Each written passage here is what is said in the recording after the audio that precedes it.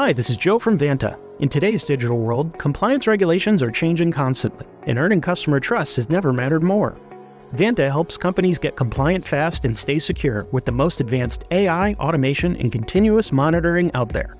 So whether you're a startup going for your first SOC 2 or ISO 27001, or a growing enterprise managing vendor risk, Vanta makes it quick, easy, and scalable. And I'm not just saying that because I work here. Get started at vanta.com. Vitamin Water Zero Sugar has great taste, zero BS, and obviously zero sugar. For those with zero room in their calendar, zero patience for slow walkers, those who get 0 hours of sleep on a Saturday night,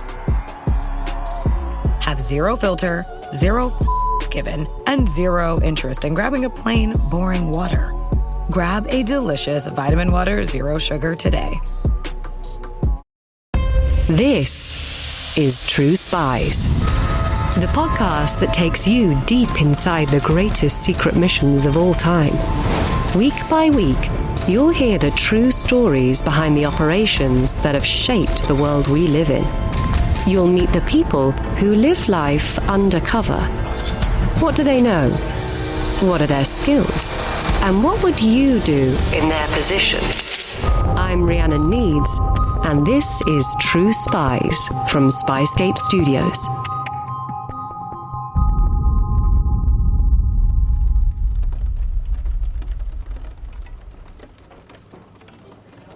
Among the kind of barstool advice dispensed by old people to younger people, life's all about taking risks pops up pretty frequently. And where would this podcast be without risk takers? Those daring men and women who shape history and live to tell the tale.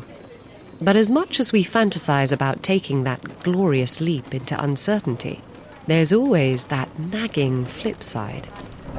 What if it doesn't work out? Harold Derber knows all about risk. It was risky to join the merchant navy, dodging U-boats in the merciless Atlantic. Risky to scam, dodge, and hustle his way to Miami. Riskier still to fall in love. It was damn near suicidal to smuggle Cuban refugees into the US in open defiance of the State Department. Looking back, the biggest risk of all was leaving Manchester in the first place. And now, all those long shots later, that's where he's washed up. I think he had a very fraught relationship with England. So part of that could have been the absolute miserable upbringing he must have had in England during the war, with rationing and the Blitz and the evacuation of the black shirts. And when he returns home to the UK in 1964, following his deportation as a national security risk, this is the first time he's been home in 20 years. Life wasn't meant to turn out this way. He'd taken the leap. Where was his reward?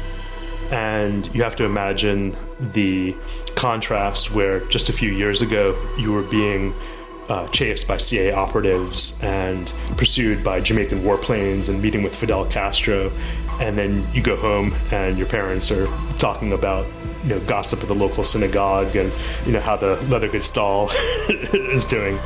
Already, Derber was looking for a way out. And what happened next would transform his life, and those of millions of others around the globe. This is The Wireless Operator, Part 2, The Derber Method.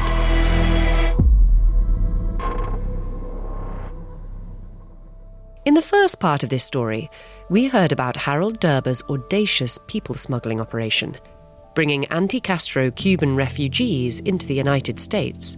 While successful, albeit to a very limited degree, he'd been judged a threat to American national security and duly deported. But as we've learned, he wasn't in the habit of giving up. So he attempts to resuscitate the Cuban smuggling operation from England at this stage. And at this point, he's still in contact with Fidel Castro from England. That's Dr. David Tuch, Derber's cousin and chronicler. He's your guide to the next phase of this extraordinary life. He shortly leaves England and starts the next chapter in his illegal career, which takes on a completely new level at this stage. Right now, though, in 1964, Harold Derber is desperately trying to keep his Cuban dream alive, but his window is closing fast. So Fidel Castro is having a conversation with the Swiss ambassador to Cuba, and they're discussing Derber's mission, and Castro asks, how is it possible that Derber was able to transport these Cuban refugees and they were allowed to enter the country freely despite all of the government's positioning that it was illegal? And the Swiss ambassador essentially says it's a loophole. The Cubans are allowed to enter the US despite the embargo. And Castro realizes that this is a huge opportunity. Castro makes an announcement. Any Cuban who wishes to leave for the so-called Yankee paradise is welcome to. The only conditions were that you could not leave if you were of military age, and you had to leave from the port of Camarica, and someone from outside of Cuba had to pick you up, and I think that was to avoid Cubans being charged with refugee trafficking.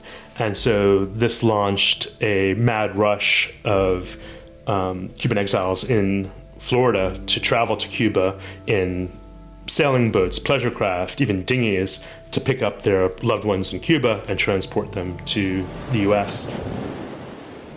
But some of the tiny crafts met the same fate as Derber's original ferry, the Nana, sunk by the unpredictable Caribbean. It very quickly turned into a humanitarian tragedy where a number of refugees and their family members were sadly perishing in the Florida Straits. Keen to put an end to this tragic loss of life and the bad press that came with it, Cuba and the USA started talking to each other.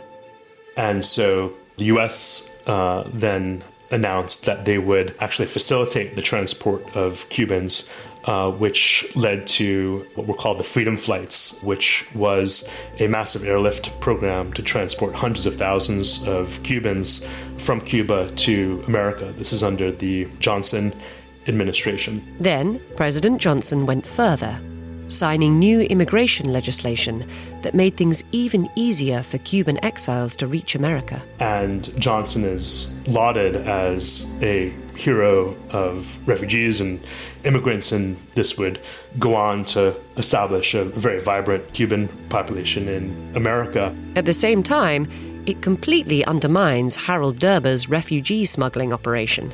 And the irony is deeply profound that Derber was harassed and intimidated and obstructed every step of the way for the same program that Johnson was celebrated for. In the mid-1960s, Harold Derber finally gives up. He knows that this chapter of his life is over. But look on the bright side. Being unceremoniously expelled from the United States means that, for the first time in a long time, he can't be pursued by his creditors. Be they the Miami mobsters who funded his first ocean-going gambling operations, or the Cuban exiles who paid him to get their families out. He's a free man. And if there's one thing he knows how to do, it's to push that freedom to its very limit. So he returns to doing another career sampling of criminal endeavors. He traffics in fraudulent bonds in Canada. I don't mention this in the book, but he first takes refuge in Suriname, and then later on Mexico, Honduras, Nicaragua, and eventually Colombia. At this stage, he's surviving off of bank fraud and stealing ships. He also attempts to start a career as a lobster farmer. And it's interesting because the ships that he's securing as part of his lobster fleet are much larger and have much higher capacity than what we need to trade in. Stealing boats, farming lobster. For this maritime adventurer, it's hardly the dizzying heights of international notoriety. But it's a living. Until it isn't. A Colombian prison is no place for a man of Harold Derber's deportment. By now, it's 1973, and the man we see in that dirty cell, crudely shaven, hair wild, bears little resemblance to the neat, pinstriped individual of the last decade. He actually served 7 months in prison in Colombia, and the photos of him from this period, which are available in the Colombian archives, depict his fall from grace, where just a few years ago he was on the front cover of the Miami Herald in pinstripes and cufflinks with his gorgeous lover on his arm. Perhaps he doesn't know it yet, but Derber's fortunes are about to turn around. To understand why, we need to know why he was stealing boats in the first place. Here's a hint. It wasn't because he missed the taste of lobster. So he's essentially building a fleet at this stage for some type of new smuggling activity, and we learn very soon what that turns out to be.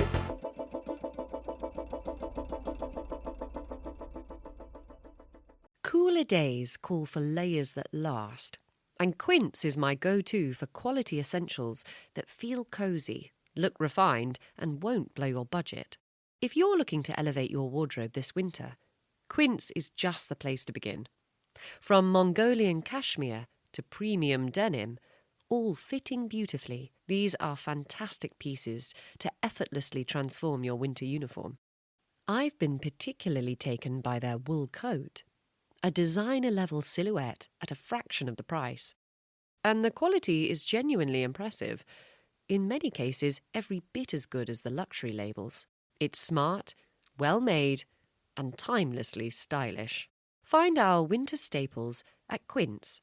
Go to quince.com/truespies for free shipping on your order and 365-day returns. Now available in Canada too.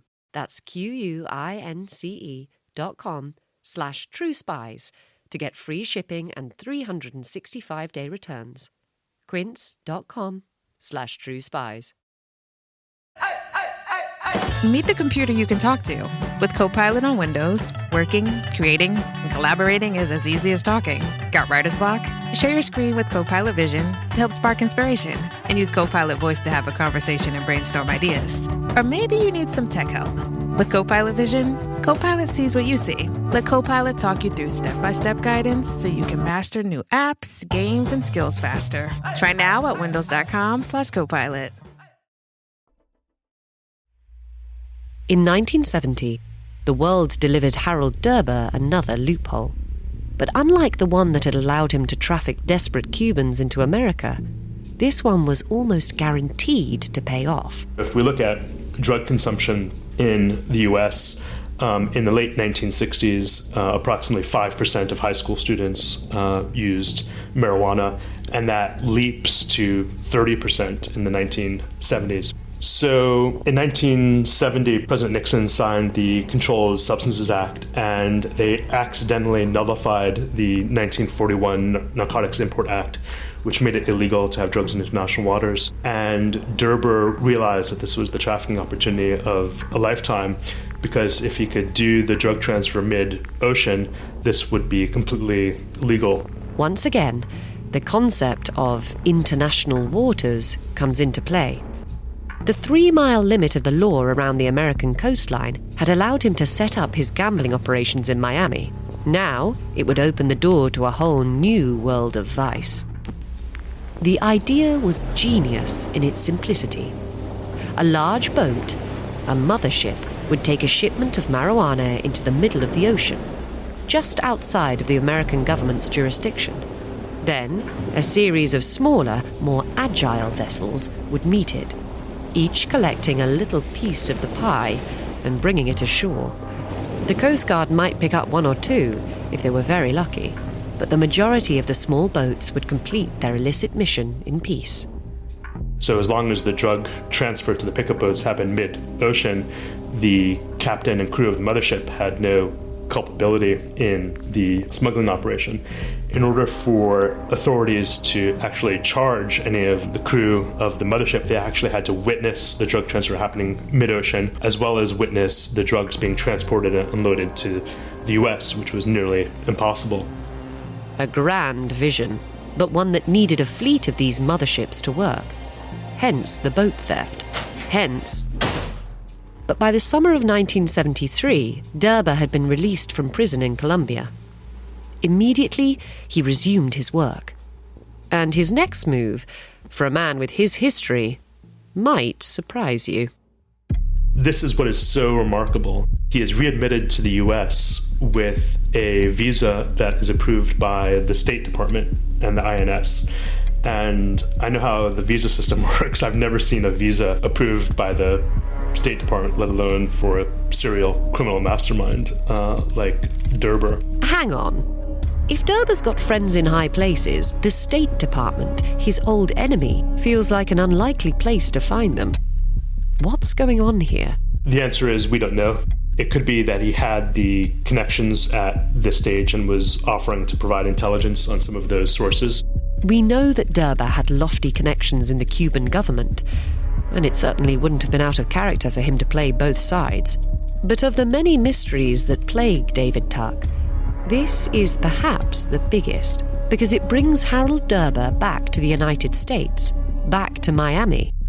And that's where this story takes on entirely new dimensions. For now, though, Derber has to start small, but that doesn't insulate him from certain complications.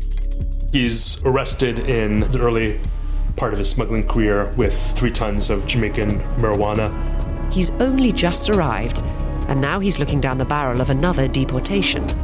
How unlucky can one guy be? But amazingly, the Marine Patrol officer who does the bust failed to get a warrant, and so the charges don't stick in court, and Derber is eventually released. He never did more than several months of jail at any particular location, and he has this remarkable ability to escape imprisonment throughout his career. Luckier than he has any right to be, then. Derber stays in America. He keeps bringing in tons of marijuana, mainly from contacts in Jamaica and Mexico, and he puts his mothership idea into practice. Things are certainly looking up. But, partly out of necessity, he's still thinking bigger. So in the mid-1970s, marijuana supply shifted from Jamaica and Mexico, which had been the chief supplier, to Colombia. And this was in response to a legal crackdown on marijuana production in Jamaica. And in Mexico, the government's herbicidal eradication program sponsored by the United States government. And at this stage, Colombia emerges as the dominant supplier of marijuana to America. So Derber needs a Colombian connection. No problem. He knows Latin America and its criminal underworld. He chooses a man called Vincent Velasco Peterson, a half-British, half-Colombian drugs kingpin. So Vinces grew up in London and studied at Oxford and made his way down to Colombia to become a major supplier of marijuana. And he would later go on to become Pablo Escobar's right-hand man and import-export broker for the Medellin cartel. But at this stage, in 1973, 1974, this is still very long before the formation of Escobar's trafficking ring. Velasco was a highly violent individual. I had the chance to speak with one of the agents who pursued him, who just attested to the degree of extreme violence that Velasco was capable of. A long way away from the sort of gentleman smuggler Derber was used to dealing with. Less Errol Flynn, more Breaking Bad. Nonetheless, Peterson promised access to the kind of scale that he could only dream of. The two men struck up a highly lucrative business arrangement. Velasco's marijuana supply was largely outside of the port city of Barranquilla. So Derber would bring his motherships to Barranquilla, load the supply provided by Velasco, and then deliver that onwards to the US. There was one fairly big problem with this. He had to go past Cuba, specifically through the Windward Passage, between that storied island and Hispaniola. It's a narrow strait, and if one of Derber's fleets sailed off course, it might very well end up in Cuban waters and in the custody of the Cuban government. Naturally, the Cubans had no real issue with tons of drugs reaching American shores, but they had every intention of working the situation to their advantage. in order for him to obtain safe passage through the Windward Passage, which is the channel between Cuba and Hispaniola. There was a major trade pact between the Colombian drug traffickers and the Cuban government, where the Cuban government provided not only safe passage, but also refueling services and maintenance in exchange for delivering guns to the Marxist insurgents in Latin America. So on the trip upward, he was delivering marijuana up and down the Atlantic seaboard, and then on the return trip, delivering guns to the Marxist guerrillas in Latin America. Once again, Harold Derber was running guns and getting very, very rich in the process.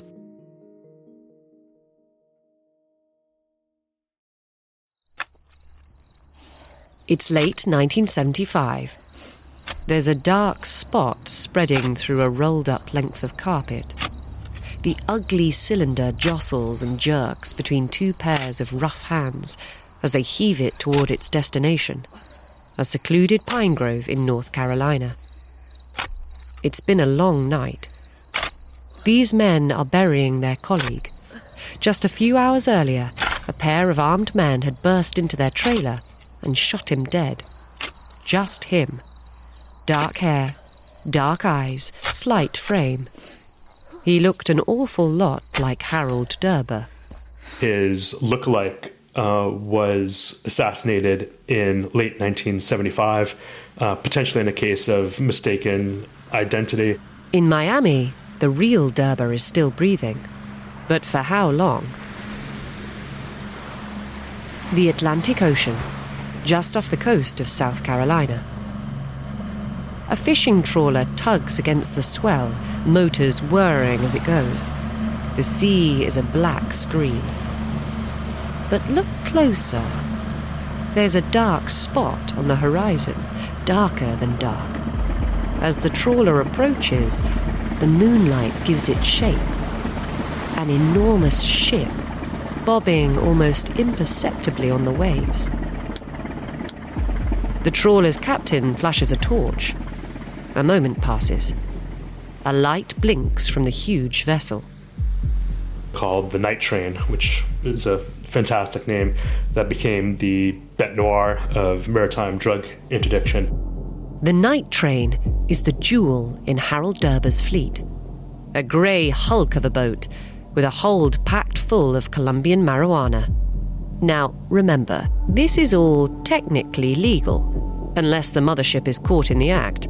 So measures are in place to prevent that very scenario. Derber was able to avoid detection through a combination of state-of-the-art counter-surveillance, including sideband receivers, voice scramblers, channel scanners, as well as some of these old-school smugglercraft techniques, like he would take a 50 peso Colombian bill, tear it in half, give one half to the mothership captain and the other half to the captain of the pickup boat, and then when they rendezvoused on the bow of the ship, the two halves would have to meet for them to know that the other was not a potential informant. Watertight. But, as Derber knows all too well, the US government is a dangerous foe, and it hates being made a fool of. And as it happens, that little fishing trawler, groaning under the weight of the night train's bounty, will become the first domino in a chain reaction that will spark an all-out war. It's called the Lillian B. And that was intercepted in a sting operation that would eventually yield 25 tons of marijuana plus 12 tons in a nearby warehouse storage facility. Among the detritus of the raid, officers find a trailer stained with blood with a stretch of carpet missing. A body is discovered nearby beneath a tree. Derber's unlucky look-alike. An investigation is launched, but that's the least of the authorities' worries. That amount of marijuana was the largest drug seizure in North Carolina and possibly East Coast at the time. And that was the first tip-off that this was smuggling on an industrial scale that America had never seen before. Clearly something had to be done. But who was going to do it? The DEA had only been formed in 1974, and there was a lot of consternation and debate within the Nixon White House on who was responsible for maritime drug interdiction. The Coast Guard certainly did not want to do it. The DEA did not have sufficient ships or maritime experience. So a lot of the confusion was between Coast Guard, DEA, Customs, Marine Patrol, who should actually take the lead intercepting Derber's drug ships. Interagency rivalry, a lack of resources, all familiar themes on True Spies. And there was one customs official in particular who became so frustrated that he wrote a memo proposing that the U.S. use military resources in order to intercept Derber's drug ships, because they actually had to witness the drug transfer happen mid-ocean, plus the offboarding in the U.S. And so this customs agent proposed using naval satellites and reconnaissance ships in order to surveil Derber's ships. And at the time when this customs agent first made this proposal, it caused a huge amount of debate and controversy within the Nixon administration on whether or not it was legal, because under a Civil War era act called the Posse Comitatus Act, it's forbidden to use the military for law enforcement. Eventually, the memo reached the desk of the late Henry Kissinger, then Secretary of State. Never a man to shy away from brutal realpolitik, he signed a piece of paper approving the use of naval reconnaissance to find Derber's drug ships. This ultra-secret program was dubbed Operation Stopgap, which was the first use of military resources for drug interdiction and would mark the firing shot in the militarized war on drugs. Because it was arguably highly illegal, it was highly classified, and there are Coast Guard officers who even testified under oath that the program didn't exist. Even with patrols crisscrossing the Atlantic, by 1976, Derber was no closer to being arrested. In fact, he was living at large in Miami, with a flashy sports car and beachfront apartment. So the DEA estimated that there was somewhere between $200 and $300 million flowing through his accounts, in addition to his fleet of cargo ships, plus an extensive portfolio of private stock holdings. So I would probably estimate his net worth to be on that scale, or in today's money, about $2 billion. Of course, all that cash is useless unless you can spend it. He was laundering his drug proceeds through a penny stock brokerage called First Jersey Securities, and able to amplify his drug fortune several-fold through favorable treatment from the president of First Jersey Securities, a gentleman named Robert Brennan. But as skilled as he was at outrunning his past, there were some bullets Derber couldn't dodge. In part one of this story, we heard about his gambling operations in the Caribbean. Well, that venture had relied on some dangerous connections. People who, historically, don't forget a debt. That made him vulnerable to pressure. While Derber's laundering his drug proceeds through First Jersey, he also begins laundering money for the Gambino crime family in New York. But even without the mob breathing down his neck, Derber had more than enough on his plate. For reasons unknown, his relationship with Vincent Velasco Peterson, his Colombian connection, had turned decidedly sour. I don't detail this in the book because it only came out later through some government disclosures, but Velasco put out a $250,000 contract on Derber's head. I don't know what that was in response to specifically, but it was clear that there was a falling out at some stage, and Velasco now became an enemy of Derber's. One of the issues he faced is that a number of his pickup boats and land operators were also skimming, and because Derber was the face to the Colombian traffickers, they might have been upset that he was potentially skimming, or his crew was potentially skimming. Meanwhile, law enforcement was circling, and not just at sea. And the SEC is actively investigating the fraudulent activities behind First Jersey Securities, and then opens an investigation into the laundering of drug money through First Jersey as well. So at this stage, Derber is being pursued by the SEC, state, FBI, any number of criminal factions between the Colombians, the land operators, potentially the Gambinos, and so there's this circle of agencies and criminal factions now clamping down on him, and he realizes his days are numbered. But Derber's been in tight spots before. He puts countermeasures in place. So he creates a dead man switch, which is a cache of documents that are set to be released upon his untimely demise. I don't know what those documents entail. They could have been a list of informants or potentially bank ledgers. I don't know. But they were highly sought after by the criminal factions pursuing him. I don't mention this in the book, but one of the reasons that my relatives were so tight-lipped about Derber is that even after his assassination, the criminals pursued some of the family members in order to get access to that cache of documents, and some of them were even fired at. So there were potentially some very critical documents. At one point, his Miami condominium is broken into in order to access those secret documents. They managed to steal $250,000 of cash, but the documents are still secured, so they were willing to go to great lengths. When he informs the police, Derber only reports $10,000 missing. But the fact that he feels comfortable reporting it at all suggests a certain level of impunity, a sense that the rule of law might not be weighted entirely against him. It's startling that he was the largest marijuana trafficker at the time, doing the guns for drugs trade, delivering guns to Latin America, participating in a massive stock fraud while living openly on Millionaire's Row in Miami Beach.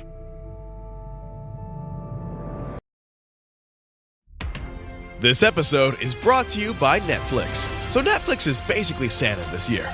2 NFL games on Christmas Day, streaming live. At 1 p.m. Eastern, it's Cowboys, Commanders. Then at 4:30, you've got Lions, Vikings. Midwest football, playoff stakes, and probably some snow. Watching holiday football is a tradition the whole family can enjoy. Open some gifts, grab some food, settle in, and watch NFL Live on Netflix this Christmas Day.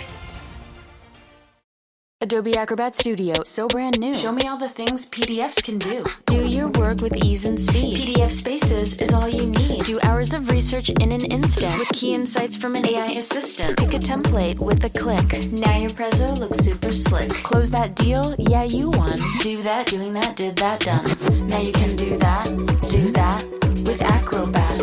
Now you can do that with the all-new Acrobat. It's time to do your best work with the all-new Adobe Acrobat Studio.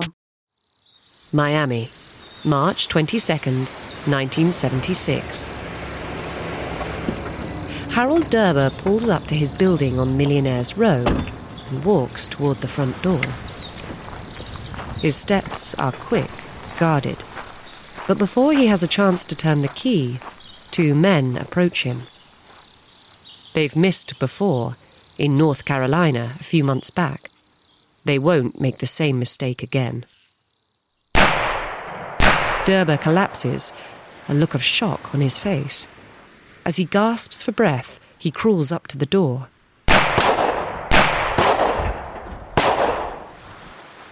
Finally, he's still. And I was able to access his autopsy file, and in that file they describe how the bullet recovered from his body was engraved with his initials. These assassins were incredibly serious people, and they were the same hitmen that had killed his lookalike several months prior, so they were willing to go to great ends in order to find Derber and remove him. It had only been a matter of time. Men like Derber, at the top of a dangerous game, rarely live long. It was a predictable end to an unpredictable life. One that began in poverty in the red brick row houses of Manchester and ended on the shining Caribbean.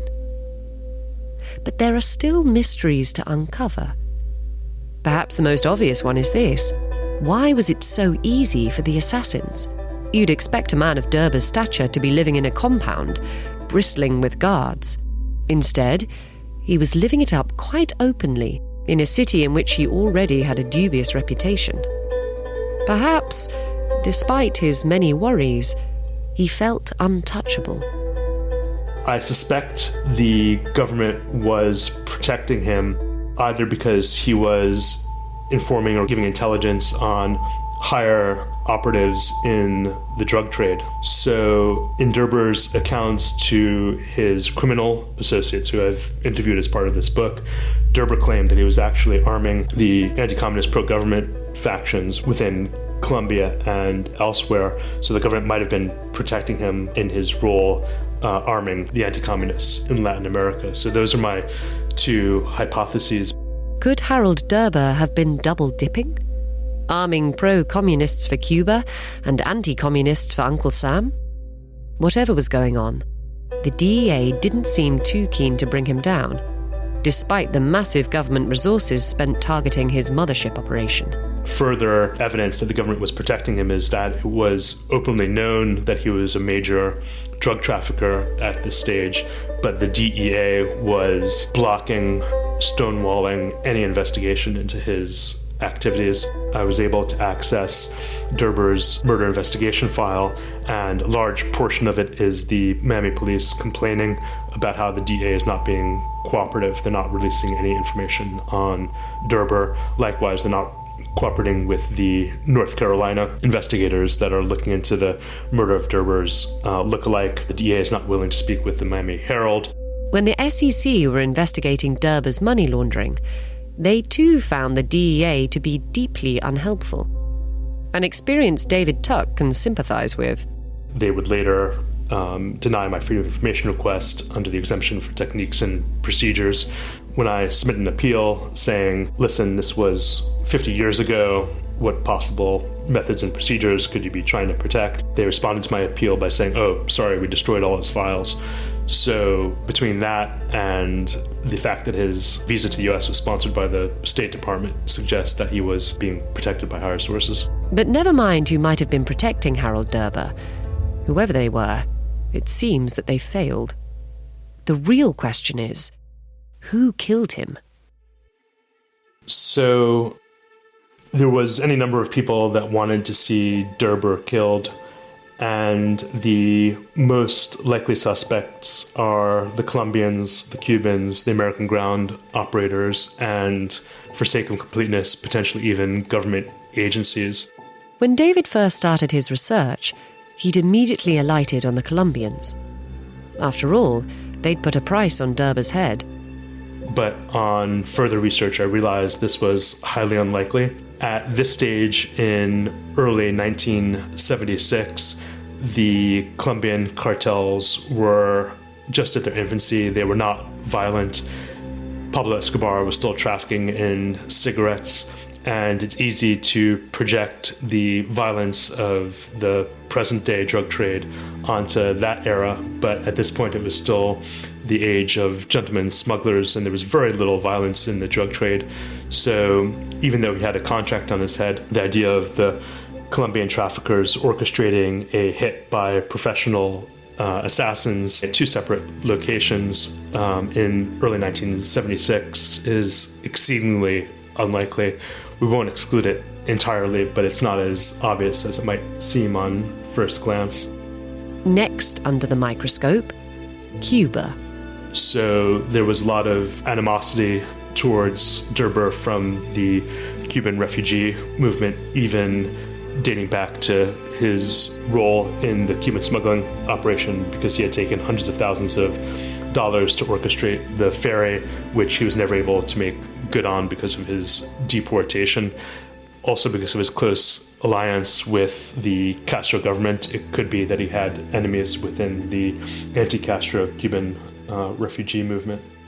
Remember, in the early 60s, Derber had painted himself as the ultimate friend to anti-Castro Cubans. Events since then had undermined that narrative. But was it enough to kill him over? And why wait until now? Of course, there's the actual mafia too. The other possibility could be the Gambino crime family. It may or may not be a coincidence that he was assassinated the day before he was scheduled to testify to the SEC into the money laundering operation. So it could be that the Gambinos wanted to take him out to avoid exposing the money laundering operation. There's Derber's ground operators too, men who formed the land-based leg of his supply chain. They might have wanted to cut out the middleman between them and the Colombians and take over the fleet for themselves. His fleet of motherships was overtaken by the drug traffickers after his murder, but the question is, would that have been sufficient motivation enough? And then there's a murkier, more complicated possibility. And it's very speculative, but when I interviewed his trafficking associates, they implicated the DEA, and it sounds absurd and fanciful, but if we have to make a extensive list of potential hypotheses, I would include that as well. I don't have any direct evidence that there was any government involvement in his assassination, but there were a number of accounts that they suspected there was a government role. Perhaps Derber had simply outlived his usefulness. But his operation was bigger than he was. The mothership innovation had revolutionized the drug trade, industrializing it on a scale that had never been seen before. This wasn't going away. After Derber's assassination in 1976, the government continued its illegal militarized operation to intercept Derber's drug ships, in particular the night train, which was the vanguard of Derber's fleet. The DEA and Coast Guard launched a cross-agency initiative under Operation Stopgap to intercept the night train. The night train, so expertly hidden behind layers of protocol and surveillance detection tech that it was practically a ghost ship, would be the ultimate quarry. As part of this book, I had the good fortune to befriend the undercover agent who was involved in the capture of the night train, and he was able to provide me with some never-before-published photos of this intercept operation. So a group of government agents, along with actual civilians, posed as traffickers and offered to provide a pickup for the night train. The agent successfully set up the meet, but it was never going to be as easy as that. When they went to the first rendezvous location, the night train was nowhere to be seen. So they waited, wondering if the notorious boat would elude them once again. And after several hours, a plane buzzed overhead and dropped 2 water cooler bottles into the ocean that contained coordinates for the true rendezvous point. Like I said, layers of protocol. So from there, they went to the second meetup point where they encountered the night train, and over several hours unloaded tons of marijuana mid-ocean from the night train into their pickup boat, which was called the Catch-a-Lot. A name that, if a little on the nose, was about to live up to its potential. At this point, they had notified a DEA endurance ship called the Dauntless, which was racing towards the revised rendezvous point in order to intercept the night train. And they spent several hours delaying the transfer in order to make time for the Dauntless to do the intercept. The Dauntless arrives at the meetup point, and the night train quickly takes off.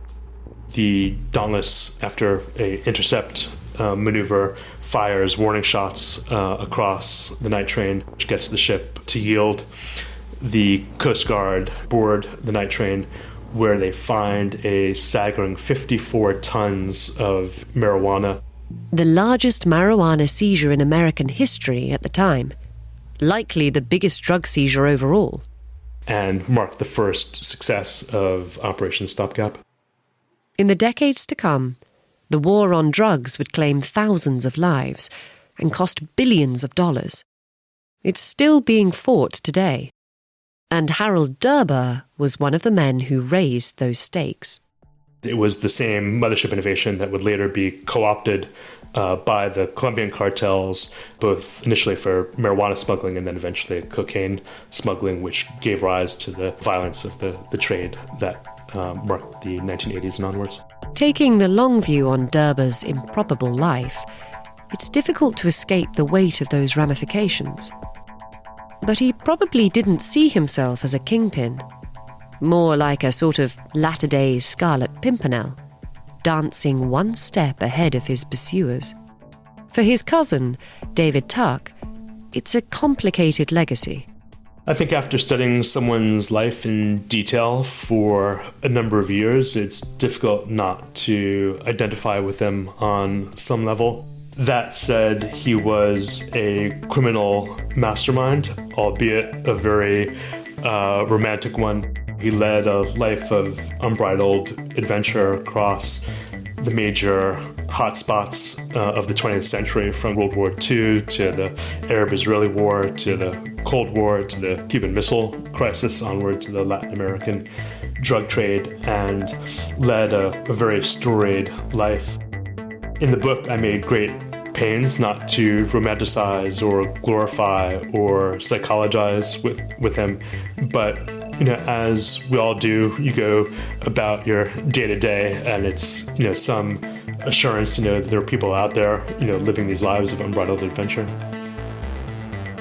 Join us next time for another midnight rendezvous with True Spies. And remember, you can always listen a week early and ad-free with SPYSCAPE Plus. Join now at plus.spyscape.com.